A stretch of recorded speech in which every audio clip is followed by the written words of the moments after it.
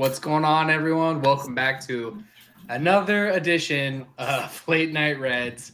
I'm Skylar Webker. He's Ben Brown. And Ben, this week has been rough. I mean, it felt like every game was a heartbreaker. Going to extra innings twice in Atlanta, seeing Tyler Callahan's arm explode off of his body and get ruled not a catch. And then could go to Houston and kind of just not be able to put much of anything together outside of one game. And yeah, just been a week of heartbreaks.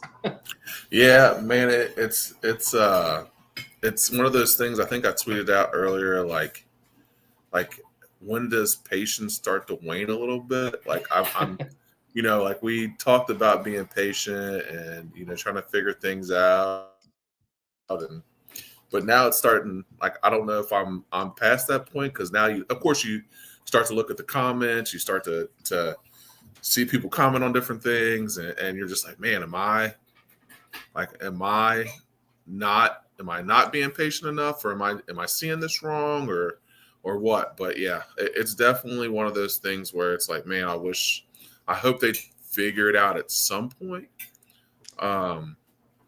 because it's starting to get a little bit hard to watch. Yeah, I mean, patience was thicker and the leash was longer when they were second in the division. After this rough week, they are fourth in the division. Yeah. The Pirates are going to be the bottom feeder of the whole thing. But Right. I mean, you let the Brewers pass up on you. You let the Cardinals pass up on you. I mean, you're still only 3.5 games out from Right.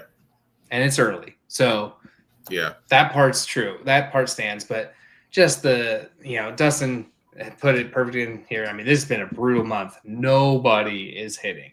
Ellie's not hitting. McLean's TJ Friedel's hitting, but you saw Gavin Lux kind of come back down to earth. Mm-hmm. Hayes hasn't been able to be in the lineup and be productive in the lineup. Marte's gone or hurt right now, and he was kind of the only other one hitting. So you have your leadoff guy getting on base and doing what he can and really carrying the offensive workload, but nobody else behind him is able to do anything. Right. Yeah. It's been such a struggle, man. Like like you wonder when the hitting woes are going to stop. But man, today we get blanked again. It's like, man, like we are just not hitting the ball well. And I think some of that is inconsistencies in the lineup, right? We just talked about it. Hayes is in and out. Noelvi Marte, we finally get a healthy Noelvi Marte. He's in and out. You start to have the Callahan, and then he breaks his arm. So then you got to make a trade, and you got it's just been so just like I almost feel like it's just been like ragtag. Like you're it's I guess there's the old phrase, like robbing Peter to pay Paul. Like it's this guy for that guy, and then this guy's in the lineup, and then the guys that you need to be consistent haven't been. Like you said, like Ellie hasn't been as consistent as we need him to be. Matt McLean hasn't been as consistent as we need him to be. TJ Friedel is playing well, like we already mentioned, but it's like when you're that inconsistent in your lineup, and there's so many different things in and out. And I know we'll talk about it later on and what's going on, who's in and who's out, whatever. But when it's that inconsistent and your guys that you're counting on to be consistent aren't hitting the baseball, it makes for a long road trip. And that's kind of what we saw. Like, I think our guys, you're catching them right now when they're not hitting the ball great, or we didn't pitch the ball particularly well in spots. So we just got a lot of inconsistencies, but a lot of that too is that we've been just snake bit. I mean, it's been crazy to see how many guys we've had in and out of our lineup, how many guys that we've tried to plug in. We make an offhand trade. We pick up it's just been crazy. So I know we'll discuss all that, but yeah, it was really, I guess, I don't even know. I guess what's the word? Eye-opening. Mm-hmm. When you put our lineup, what we think we're going to have compared to what we've had to put out there the first however many games we've played, it's been just inconsistencies and injuries and, I guess a lack of a better word, just no cohesiveness. It's just been really just like weird. So, I mean, I have the list of stuff that just happened this week as far as our continued roster roulette. Hines and Benson are back up. Traded for Connor Joe. Dunn and Hurtaby's back to AAA. Hunter Green to the 15-day IL. You get Hayes back, and then we saw round 2 of Chase Petty today. I mean, that's in a week. That is 1, 2, 3, 4, 5, 6, 7, 8 guys kind of up and down. Your 25-man roster. I mean, that's almost a third of your team kind of in this just roulette of inconsistency because of, Tyler Callahan's injury, Hunter Green's injury, just kind of other guys slumping like Dunn and Hurtaby's who are going to have a shorter leash than McLean and Ellie. But I think the other piece that you really see with this team, with all the either inconsistencies or injury or stuff like that, the depth, especially in the outfield, I would say, is not there. We knew that going into the season, and it's rearing its head around to where, you really, like I said, you have TJ Friedel, and that's it, because everybody else is either hurt or slumping or kind of a 4A player or can't really get anything going, like Jake Fraley. The outfield is rough right now. Yeah, it's and I know we talked. I mean, that's been the thing we beat, over the head like a dead horse, right? Like, I mean, we already knew our outfield going into it already. We already knew that it was going to be, I guess, lackluster at best. And man, I mean, think about the guys we've had. Poor, Callahan. I mean, of course, that's terrible. But Callahan, Dunn, Hurtaby's, Fraley, Joey, who we just picked up. I mean, that right there are 5. Austin Hayes. That's 6 different outfielders that have played at least one game for the Cincinnati Reds, and now Will Benson 7. So this week, this week, 7 different outfielders this week. 7 different outfielders this week. 7 alone. And that's, I mean, what other team in professional baseball has had 7 different outfielders this week? 7. Not good ones. Not ones that are succeeding right. and trying to win. Yeah. I mean, it's a weird, strange anomaly.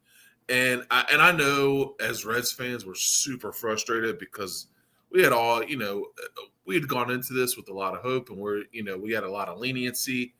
But if you're looking as a fan and you're looking as a fan of the Reds, I think the thing that is more, I guess, that's more bothersome to me is that I don't know if management is trying to fix it.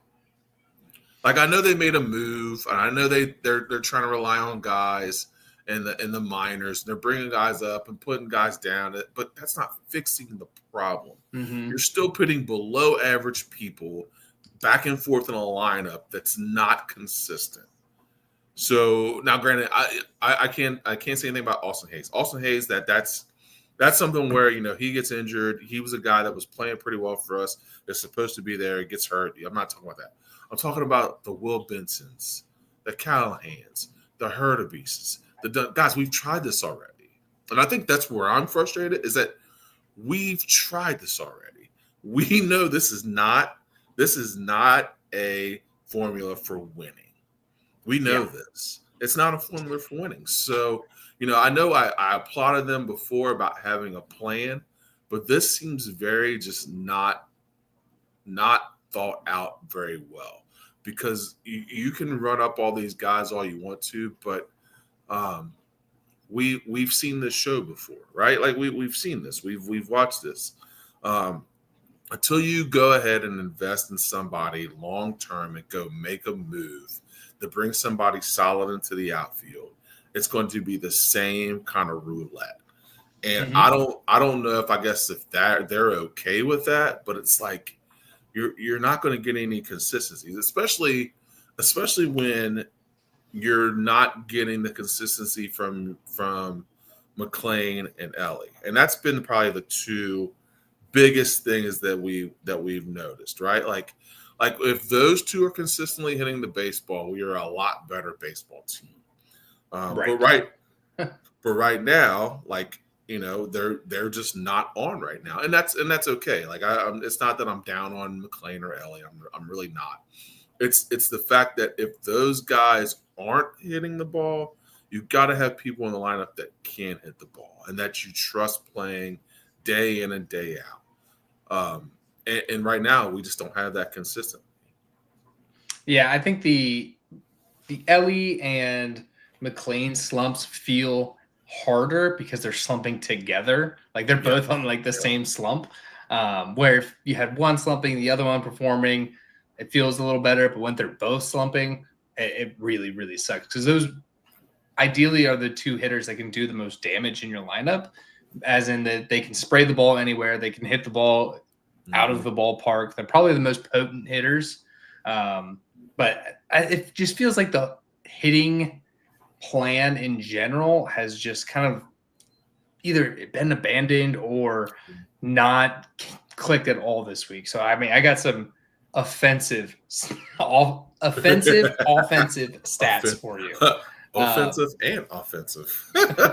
They currently since this week, in this slump this week, they have risen to third in MLB in strikeouts. They've dropped from 7th to 17th in batting average, from 5th to 12th in on-base percentage. And before Saturday's game, where they scored 10 runs in the first inning off of a McCullers that was coming back from injury, clutch hitting has been awful. They were under 200 batting average with runners in scoring position prior to Saturday's offensive onslaught, which is the only time they scored runs. Yeah, no, absolutely. And I know that. Oh well. Side note, I did see something where Lance McCullers got his kids got death threats, which that's another topic for. But I'm like, guys, what are we doing? What are we doing? Like this is a game. Like there's no need for that crap. So I just wanted to get that out there. Anyway, that's, but yeah, I mean. You watch if you sit down and watch a game and you watch the Reds at bats, which fortunate enough that we've been able to watch quite a few. I don't know if it's the approach of them. I don't know if it's the approach of how they're going about it. But it seems a little almost a little too patient. Like I feel like they're just like they're not being as aggressive, and that could be a plan of their hitting coach or Terry Francona or whatever the case may be. But I don't feel like they're being ultra aggressive at the plate, and that could be by design. I don't know, but there are a lot of times where we watch a lot of strikes go by, or we swing at just bad pitches. And I don't know if that's a thing where they're just trying to see pitches or they're trying to do different things or whatever the case may be. But I've seen far too many times, and whether Ellie gets strikes or doesn't get strikes, I've seen way too many times where you're in a 2-2 count and a pitch is close and you let it by. Like at some point, you got to be aggressive and go after that baseball. Whether you strike out swinging or you foul out or you ground out or whatever the case may be, like the bewildered look of the backwards K is way too much. So, and I don't know if that's by design, like they're just trying to see pitches or what the case may be, but I think being a little bit more aggressive at the plate may help. And I think part of that too is that people know that they're not being aggressive, so then they're starting to nibble and they're getting calls that probably most people wouldn't get calls for. So I don't know if that's a change in an approach or if that's a change in how they go about it, but I think that's one of the things that I've noticed is that they haven't been as aggressive. Well, you've noticed correctly. So I just looked up the stat today. After today's game, they are now second in the league in strikeouts, first in the league in strikeouts looking. Are they really first in the league in strikeouts? See, I always yeah, that to me is not being as aggressive as you should be. I've never been a major league hitter, and this is just strictly opinion. So people are going to say what they want, but I think when you get struck out looking, and I know that you're looking for your certain pitches. Sometimes though, you have to be aggressive and take swings. Especially when you're in a slump or you're doing whatever. To lead the league in backwards Ks is crazy. That's nuts. Like strike three, you're like, I swing the bat. Like swing the bat. That's something. What you're here for. Get it off your shoulder. Yeah. Get it off your shoulder. Let's go. Yeah, the only team that strikes out more than them right now are the Rockies, which is abysmal too. They have a 1.7 winning percentage this year. The Rockies are the only team striking out more than the Reds. Oh my gosh. And they're abysmal. I mean, the Rockies are bad, like ultra bad. Yeah, they just fired their manager today. Yep. So the hitting, I don't know. I think you're right. I think they're being way too patient at the plate. You're 42 games in on the season. You got to start swinging. You got to swing at anything. You got to swing at, if it's too close to take, you have to swing. Like, get the bat off your shoulder. Ellie has been rung up more this week looking than anybody. And maybe, obviously, he's the star player. He's the star attention. But watching him strike out looking has been just so terrible or just so disheartening to Reds fans. Like, that's our guy. That's our, that is our, billion-dollar baseball player someday. And he's just watching the ball. Yeah, it's very, very, very hard to watch a guy that we all believe is like that next big stud, and he's not being as aggressive or not doing the things that we, I guess, as fans would like to see him do. And that's, be aggressive, do the things that have made you, made us think that who you are as a player, and what everybody else projects you to be matches up. Which, that's what we're trying to get to, right? I mean, that's the thing we're trying to get to. So I'm hoping that changes. I'm hoping that he becomes more aggressive. And I know, I mean, the bottom line to all that is that we want him to get on base so that he can wreak havoc and score runs. And sometimes that's, waiting for a walk, but sometimes too, man, you just got to be aggressive. And I know that we talked about him last year too, about, weird swings, crazy swings, not doing, not swinging at every pitch, but sometimes you got to be aggressive. So, yeah, the aggression does not seem there on the offensive end. And then once we flip to kind of the pitching side, our starters aren't going as deep into games, which is causing a lot of the bullpen to eat a ton of innings, and those guys look gassed. I mean, every single person in the bullpen looks absolutely gassed at this point, and they've been eating a ton of innings, especially whenever Lodolo hasn't been that efficient, so he hasn't been able to go very long. You lose Hunter Green, and he was dealing in that outing in Atlanta before his groin injury. I mean, but he makes it 3 innings, so then you got to eat a ton.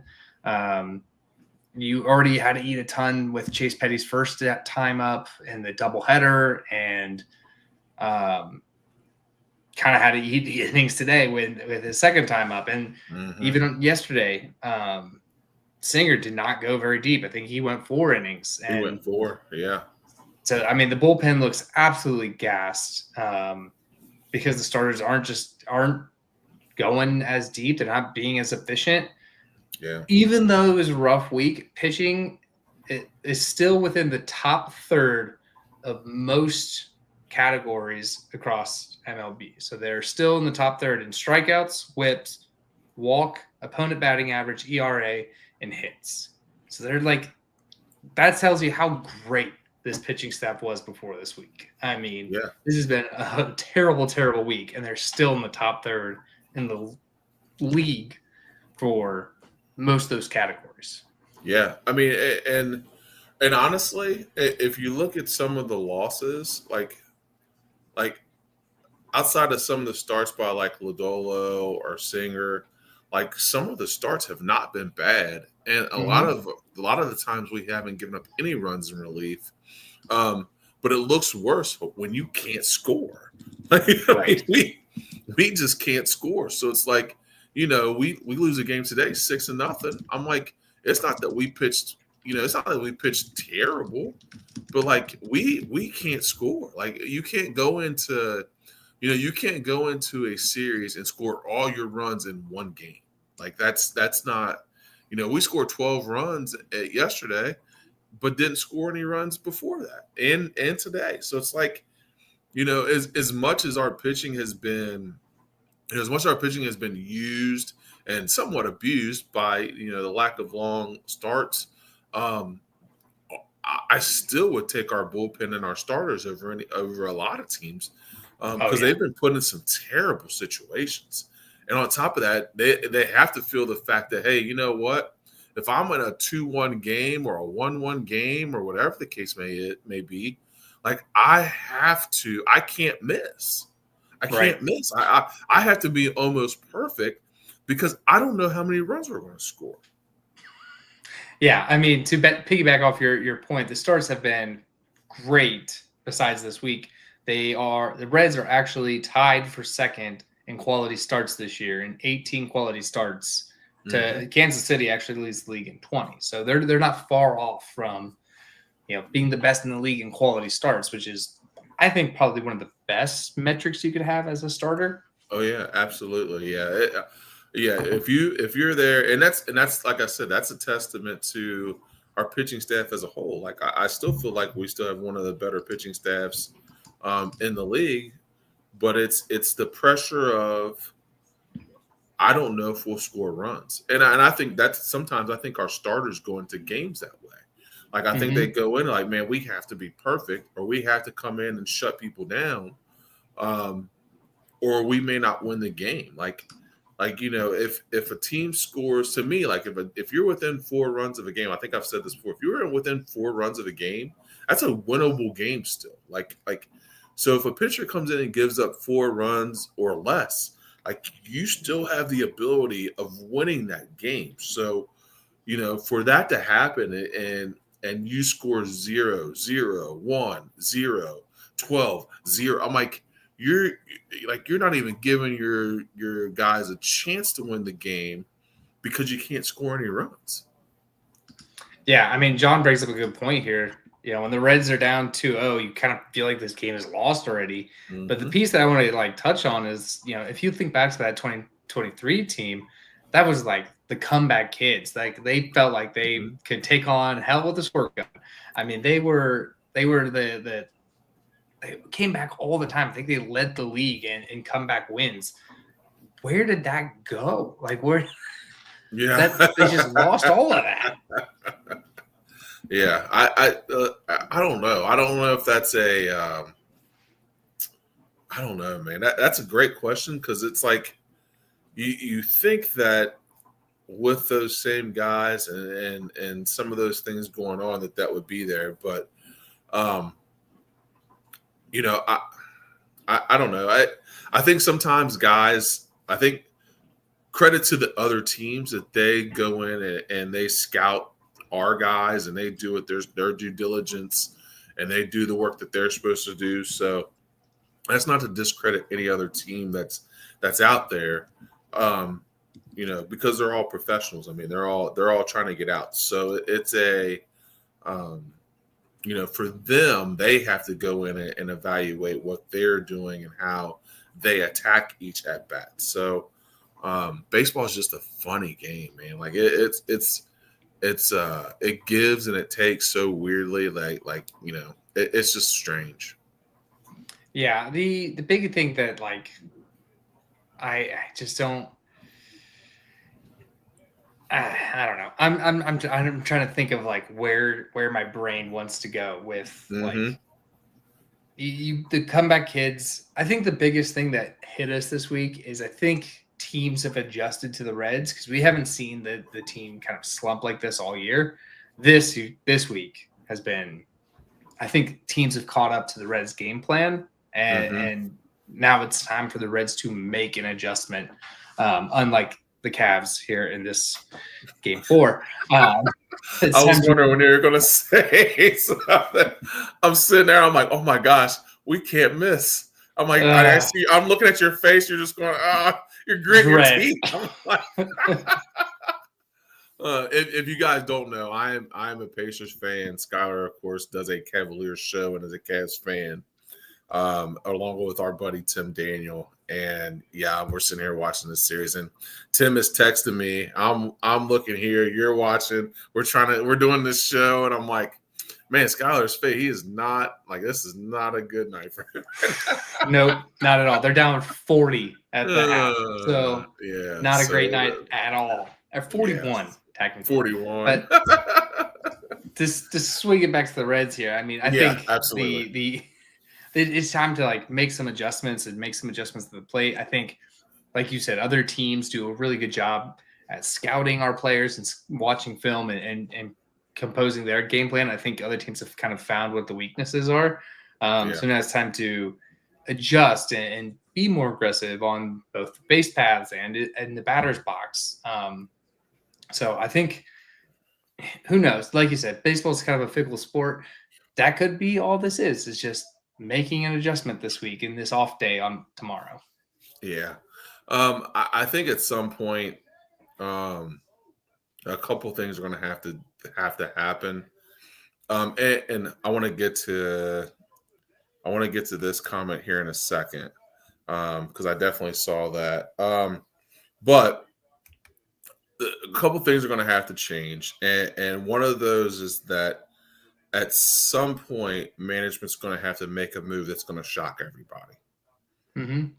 Like they're going to have to pull the trigger on somebody, and we're going to move somebody. You're like, ooh, I didn't think we'd move them, but we did. In order for the greater good, because this team needs a jolt. Like it's got talent. It's got a lot of young talent. It needs a veteran bat. It needs a veteran leader. It needs somebody with some pop. And they're going to have to pull the trigger at some point and say, okay, this is what we need. All right. And I think that's when we look back at 2023 and you talk about the comeback kids and all the things they were able to do, it was because those young kids gave those old guys a jolt. Like it gave them a pop, a boost. It gave them some kind of thing to look forward to, because they were looking forward to those young guys every day. And I can remember, Votto being like, man, I love these guys coming in. I just want to come back and contribute. I just want to be a part of this. I'm loving it, blah, blah, blah. Like that's what you need. You're going to need some kind of jolt. But to the comment, really quick, my assessment of Tito so far, it's really hard.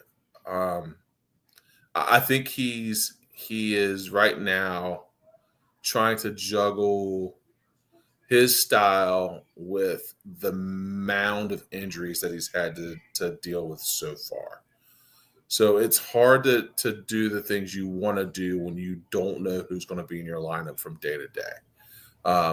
And, I'm assuming that he did not go into the season expecting to say, hey, am I playing Blake Dunn or Jake Hurtubise this tonight in the lineup? And that's no knock on them. I don't want to knock on those guys. But He's not going into there and saying, you know what, I you know, I don't have my ace now. Like my ace is down. Alexis Diaz went poo poo, so now he's down. Like these are things where he has no control over those. Like guys get hurt. That's part of it. But I do think that that he's going to push management into making some kind of move. I would hope so. This is what I see. I think that he's going to try to make them make some kind of move to make them competitive. Because we've talked about this before. This window is not very big. At some point, somebody's going to realize that the Reds have a gold mine with Ellie that they're going to try to make a move to get Ellie. Or they're going to try to make a move to get Hunter Green, even though Hunter Green just signed a contract. But like you only got a certain amount of window of time with these guys before they realize, you know what, like they're not committed to winning. So, for Tito, I think he's doing fine. I just think that he's been dealt a hand of injuries and things that he's not of his control. But I do think he's in a reality check, if that makes sense. Like when you go to a franchise that's not used to winning, recently, when you go to a franchise not used to winning recently, and I know that we've talked about, I've talked about this before because we talked about our buddy Tim, who's a Chicago Bulls fan, and how the Bulls hang on to those 90s Bulls and thinking that that's their legacy and that's what they are. Like, I feel like sometimes Reds fans are like, well, we got the Big Red Machine and Pete Rose, and like we hang on to that, which is great. Like that's all fine and good, but man, like we need to put something together now.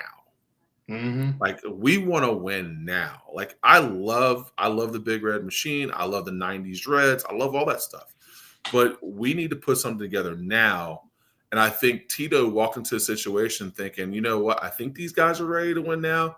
They just don't know how. And I think he's starting to realize that. Yeah, I think so. Dustin, I don't want to say combat, but I would flip the question around. What do you think this team would be if David Bell were still managing? Because I don't think they would be 20 and 22.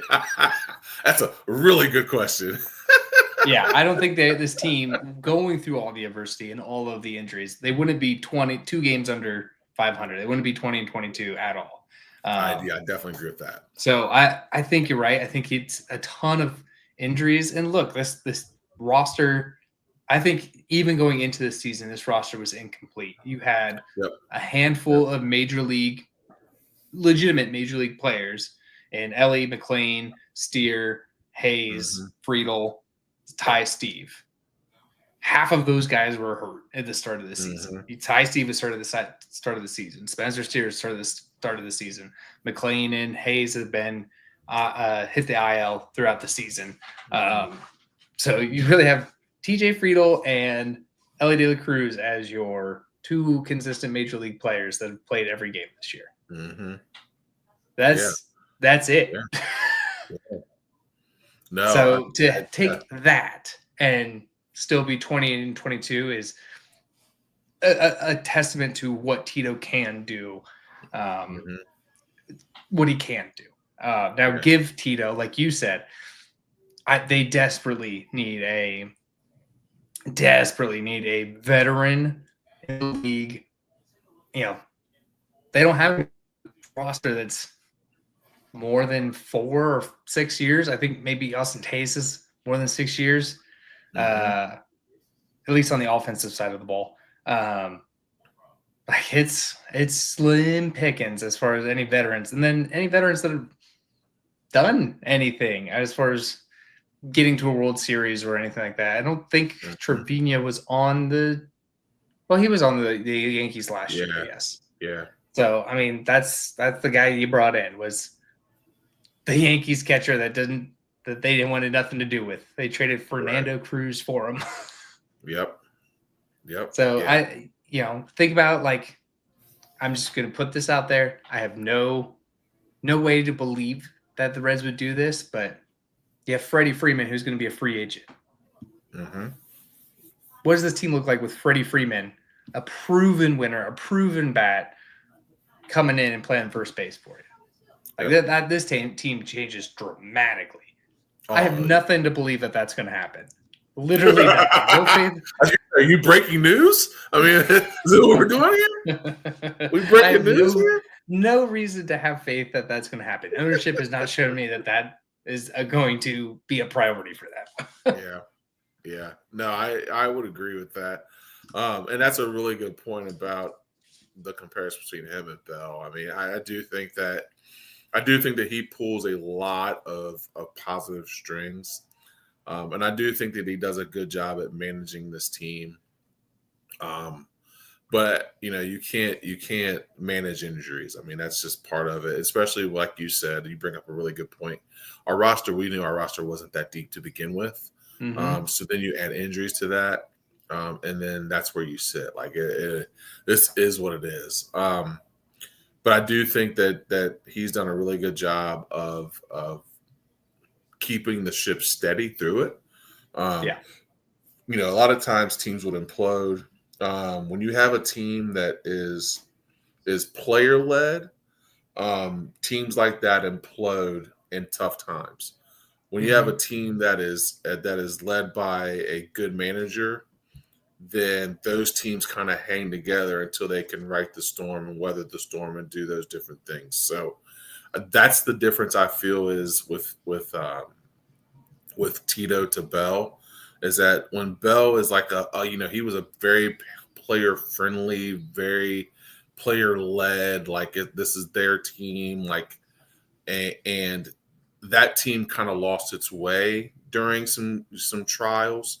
Yeah. But I do feel like there's no doubt in my mind that Tito is in charge of this team and he's pulling all the strings and doing all these different things. So there's a huge difference in the leadership there. And I think he does a really good job with that. So, yeah, I think that with Tito at the helm, it could just take an off day like tomorrow, and they come back and the Reds are red hot.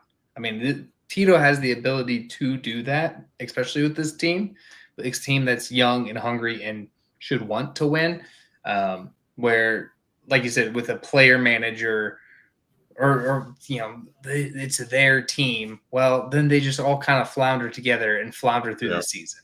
So I think you're right. I think with Tito behind the helm, he's like, this is Tito's team. This isn't Ellie's team. This isn't Hunter's team. This is Tito's team. So I think he will right the ship. I think it's definitely going to – it has to come quickly. I mean, we're 42 games into the season at this point. So hopefully it starts coming here at the back half of this month, and especially as we get into the summer months where, as a Reds fan all our lives, the summer months are dread because that's when the ball really starts flying out of our ballpark. Yep. No, absolutely. I'm hoping that some kind of, I hope that something happens where you kind of bring some excitement back to the ball club. And it's not that they're not excitement now, but it's like there needs to be some kind of spark, because right now we're in a part of the season where it could go either way, right? Like, I mean, you're coming off a terrible, terrible road trip. You're going to have an opportunity to play against some teams where you should get some wins, and hopefully they're able to come home and do some of that stuff there. But it's definitely a pivotal part. It's not something where it's young in the season now. 45 games is a lot of games, so it's like now you got to start to figure it out a little bit. Yeah, and I don't know if you caught it, but the FanDuel Sports or whatever it is, their broadcast or pregame was talking about, the team has a Pilates instructor that goes on the road with them because they're one of the best in health and strength and conditioning. And I was just like, are they? It seems like no other team has the amount of injuries every single year as the Reds. Like, I feel like no team loses starters as much as the Reds do throughout the years. Yeah. Do you think that's part of and I don't know if this is a deeper conversation, but do you think that's part of um, the lack of investment in players? Like their physical, like and like I said, I don't know anything about the Reds training staff. I don't know anything about their health and nutrition. I don't know anything about any of that stuff. But um, there has to be something that's leading to them having multiple injuries, growing injuries, hamstring injuries. Like those are all muscle related injuries. So like there has to be something there on how they're going about it, how they're rehabbing, how they're training. There's something there. I mean, I don't know. Has It to just be. seems odd to me. It just seems very Like odd to me. if it were one player, like if it were Nick Senzel, like we were just like, all right, that's just Nick Senzel. He's just always Right. hurt, always Right. unavailable. But now we're saying like it's. I mean, they'd probably lose half the roster throughout the year just in injury, and that Hmm. it's year after year after year where we're seeing that. And it's like it's happened enough that it can't be a coincidence anymore. Like that, there has to be something that the training staff or the healthy strength and conditioning staff are doing that's either not caught up to everybody else in the league or they're not good enough at their job. And I don't know Right. anybody over there. Maybe they are. Right. Maybe they're doing everything right. I don't know. But the fact that the injuries happen every year and they happen Hmm. in such great quantities every year, and it seems like no other team ever is dealing with that. Like Hmm. we play every team in the league, and it seems like every time we play that team is fully healthy It's or healthy. missing maybe one or two guys, where we're missing 5 or 6. I mean, we 8 guys, 7 guys in our outfield this week. Like it has to Yep. be something. And obviously you can't. The Tyler Callahan one's an anomaly, Right. Right. but Yeah. Yeah. it's happened so frequently. It can't be a coincidence. Yeah. Yeah. It's just I don't know, and like I said, we don't know anybody personally down there, so don't be sending us emails or you know don't show them this. don't show them this. But it's I do wonder that, and I mean it could just be their snake bit. I don't know, but I'm like it's just weird that we've had because McLean's was a hamstring, right? Like McLean's was a hamstring. Mhm. Austin Hayes has a hamstring. Hunter Green's got a growing. Um, it's all it's all like muscle, like soft tissue muscle stuff. Like, Mhm. and like I said, I don't know if that's how they train the off season or what, but it just seems weird. Like you said, every team we play is healthy except us. Like we always got somebody down or somebody hurt or something. It's I don't just think weird. we've had a single game this year with a healthy roster. No, not at all. I don't Not think at all. We uh, had 7 outfielders this week. 7 outfielders 7. this week. You had some ton of guys starting on the IL. You had guys that should have started on the IL. Yep. Yep. Like it seems like a Yep. pitcher goes whenever you get a position player back, and it's just like it's like nobody can just all be healthy at the same time. Like Yeah. one game, we haven't had one game this season with our, what everybody would expect to be our best roster. Correct. Yeah, and on top of that too, like you said, like you know, the Bensons, the Duns, the Hurtabeeses, like that's not going to get it done. Mm-mm. That's not going to get it done. So I'm hoping that I'm hoping that they make a move, a bigger move than what we saw this week. Which I'm not, like I said, I'm glad they did something. I mean, I know they made a move and picked up an outfielder, but we need Kind something of. more. Kind of, yeah.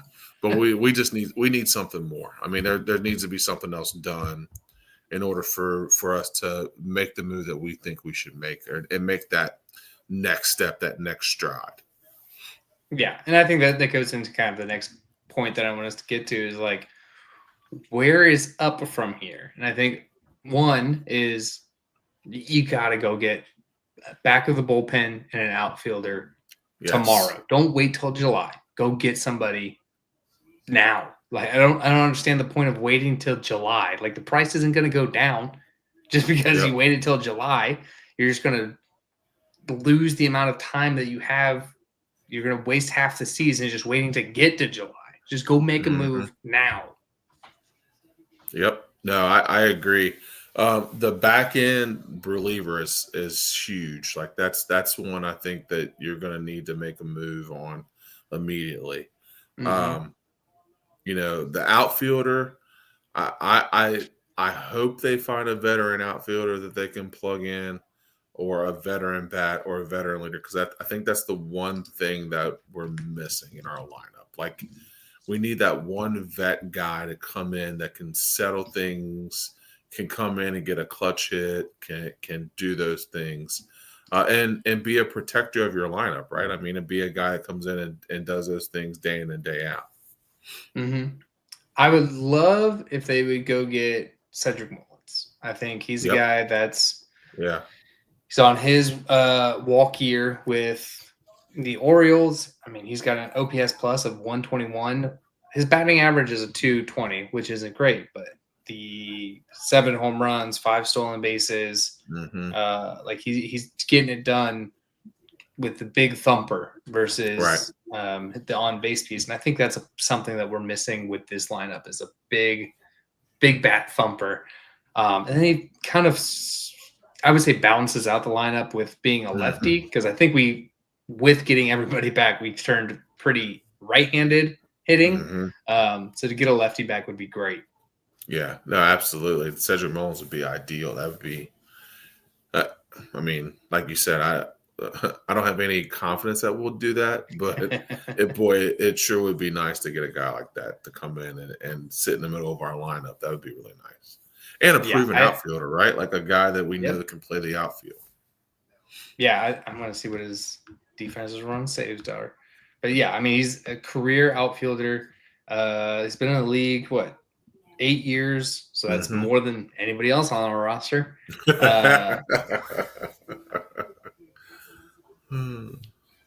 Fielding percentage, a career fielding percentage of 9.992. So I mean, he'll get you. He'll be your defender out there.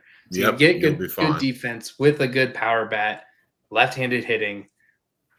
Go get it. Go get it. Absolutely. Don't wait. Man, don't wait to make a move. Don't waste this. Don't waste this team. Don't waste it. Absolutely. And then I think the other piece of it is just getting healthy. I mean, you got to get Green back. That's the first one. I also think getting Louder back is going to be such a good, sneaky, addition to this team, because I think he would slot in as a starter. I don't know what Tito and the Reds are thinking, but if you slot him as a starter and you let Nick Martinez be the swing guy, that's what you brought him here to be. You brought him here to be the swing guy. He's been better as of late as far as a starter, but he's been career a swing guy and excellent at it. I mean, he's getting paid $20 million this year because he's an excellent swing guy.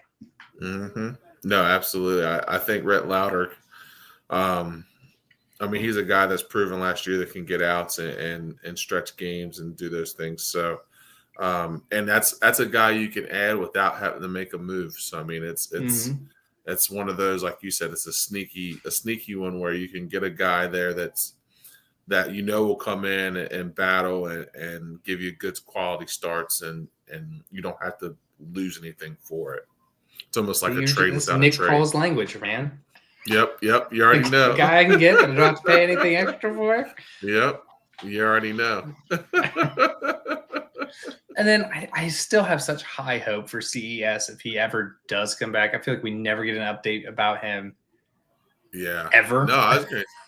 Like we talk about all the guys. I'm like, I mean, they're so quiet about him. I don't even like you said that. CES is still out. I'm like, that's one of the guys we didn't mention getting injured. I'm like, that's crazy. And it's just like such weird. Like last year, he got hit on the hand, and then they had him keep playing for a week, and then diagnosed him with a broken hand, and then he was out the entire season. And then now, I don't even remember what it was. If it was back issues or something. Yeah, something like that. And just no updates, nothing. Like, I don't even know if these in the Arizona complex working out. Like, nothing. Yeah. That's what, yeah. I mean, that's the thing. Like, I didn't even realize that, like, we were talking about guys being injured and we didn't even bring him up because nobody says anything about it. Like, it's weird. But I think you get him back. I think he's great. Even if he's off the bench, I think he's a good first baseman that you could have, good pinch hit power bat that you could have. Mm-hmm. I mean, I think he fits a lot of roles and could grow into being an everyday player if he shows that the bat is there like he did in 2023. So I have a lot of high hope for him. And he's still so pretty young. I think he's only like really 24 or something. Or 23. He's like the same age as Ellie. Yeah, he's super young. So, hopefully he's a guy that can come back and give you some pop, you know what I mean, like you talked about. And yeah, that's weird that we don't ever hear from him. Like, we never hear anything about him, or we never hear any updates on him, or we never hear anything like that. Like, it's always all the other guys, but nobody says anything about CES. Right. So I don't know.